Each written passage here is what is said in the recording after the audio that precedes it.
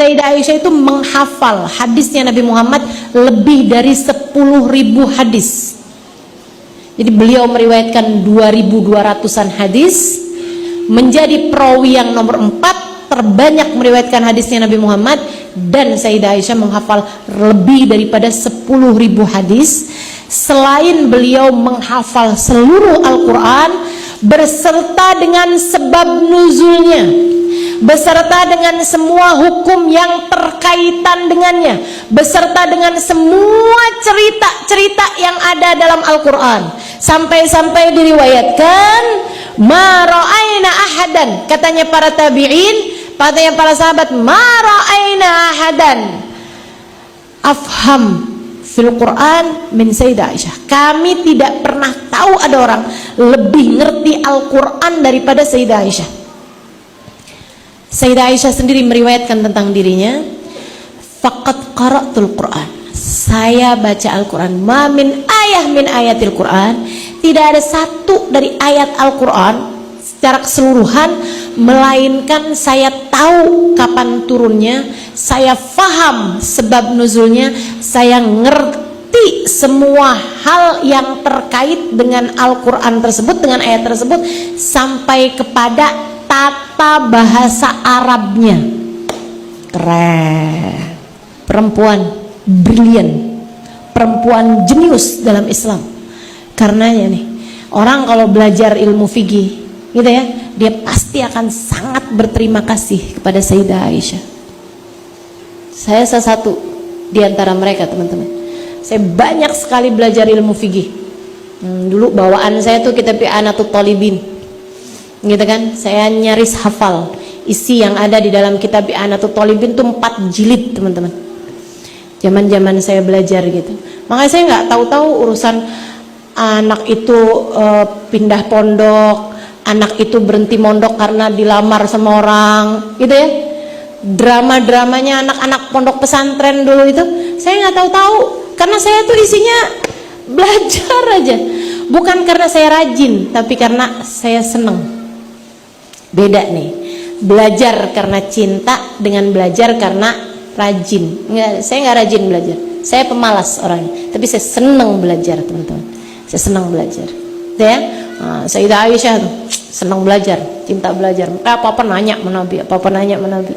Kalau nggak paham nanya sama Nabi gitu. Bahkan sahabat paling pinter itu namanya Sayyidina Ali bin Abi Thalib. Katanya Nabi Muhammad, ana madinatul ilmi wa aliyun babuha. Aku adalah kota ilmu, Ali adalah pintunya. Akan tapi berulang kali, beberapa momen Sayyidina Ali bin Abi Thalib itu ditanya tentang satu masalah. Sayyidina Ali menjawab, is'alu Aisyah fa innaha a'lam minni fi hadhil mas'alah. Tanyakan masalah ini kepada Sayyidah Aisyah, dia lebih tahu daripada saya dalam masalah ini. Tuh, diakui keilmuannya bahkan oleh kalangan sahabat laki-laki. Kurang keren apa, teman-teman? Kurang brilian apa? Akalnya, kecerdasannya, dan memorinya tentang ilmu agama ini. Seorang perempuan yang luar biasa pinternya. Maka siapapun darimu yang kepengen pinter, banyak-banyak nyambung sama Sayyidah Aisyah. Kalau kamu kepengen anak-anakmu jadi perempuan-perempuan pinter, tuh, suruh mereka dan dirimu juga banyak-banyak nyambung hati sama Sayyidah Aisyah. Kirimin Fatihah buat Sayyidah Aisyah, gitu ya. Nak, kamu belajar nih nak, sering-sering kirim Fatihah nak sama perempuan paling pintar, Sayyidah Aisyah. Terutama kalau dia adalah perempuan, ya kan?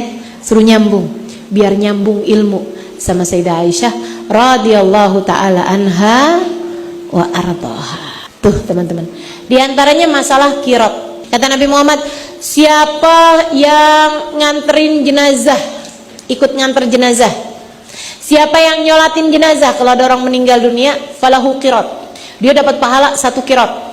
Terlagi Nabi Muhammad bilang lagi, siapa yang nganterin jenazah, dia dapat pahala 1 qiraat.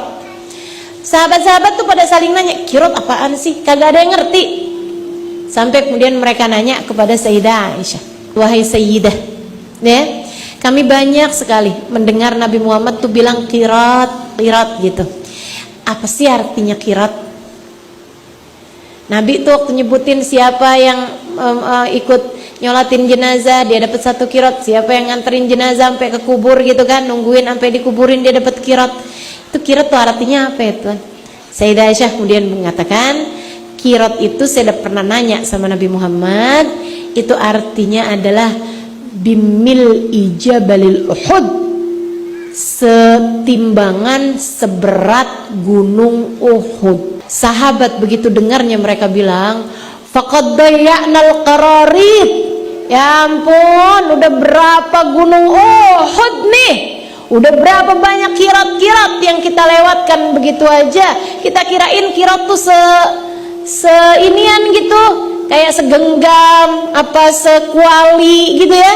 Ternyata segunung Uhud, faqad dayya'nal qararit. Berapa banyak nih kirat-kirat yang udah terlewatkan, yang sudah kita sia-siakan. Tuh hadisnya dari Sayyidah Aisyah. Banyak banget tuh teman-teman hal-hal yang diriwayatkannya oleh Sayyidah Aisyah alaiha ridwanallah dalam hukum agama Islam ini. Karena beliau memang paling banyak ngedengerin keterangan dari Nabi Muhammad. Nabi Muhammad tuh kepada Sayyidah Aisyah mendidik. Ustazah, kita tuh ya kalau denger tentang Sayyidah Aisyah, yang paling sering tuh dibahas tuh mengenai kecemburuan. Betul apa enggak? Orang kalau bahas Sayyidah Aisyah urusannya urusan cemburu. Sampai-sampai kayak dipakai senjata gitu buat sebagian perempuan. Mudah-mudahan bukan kamu. Ya saya cemburu loh, Sayyidah Aisyah aja cemburu. Suami saya digangguin pelakor, cemburu lah, panas lah saya. Sayyidah Aisyah aja cemburu. Kan suka kayak gitu tuh, suka ngambil ilmu buat dijadiin senjata. Maksudnya emang bener Sayyidah Aisyah cemburu. Nih ya, di akhir kajian nih saya harus sampaikan sama kamu tuh. Sebenarnya saya tuh asalnya mau cerita tentang urusan kalung hilangnya Sayyidah Aisyah, itu pelajaran banget sih buat saya. Tapi karena waktu jua yang memisahkan kita. Ini urusan cemburu apa urusan ini nih? Kayu sampai kalung hilang nih. Urusan cemburu aja ya, karena ini tuh suka salah paham juga gitu orang. Nih teman-teman, Sayyidah Aisyah cemburu, iyakah? Iya. Tapi Sayyidah Aisyah itu cemburu dan tetap bertakwa. Ini poin penting. Kamu boleh cemburu, tapi kamu harus tetap bertakwa. Cemburunya orang bertakwa tuh beda sama cemburunya perempuan nggak takwa. Jadi jangan salah nih teman-teman. Kamu cemburu, kemudian kamu ikuti kemana suami kamu pergi, ya itu namanya cemburu dan nggak takwa. Kamu cemburu dan kemudian suami kamu ngajak ngomong, kamu manyun aja, kayak ada perang gitu, kayak ada pedang gitu ya di leher suami kamu gitu. Itu namanya cemburu tapi nggak takwa. Cemburu gitu, tapi kemudian cemburu dan kemudian kamu ngomel-ngomel, apalagi sampai ada piring terbang segala. Itu namanya cemburu dan tidak takwa, teman-teman saudariku sekalian.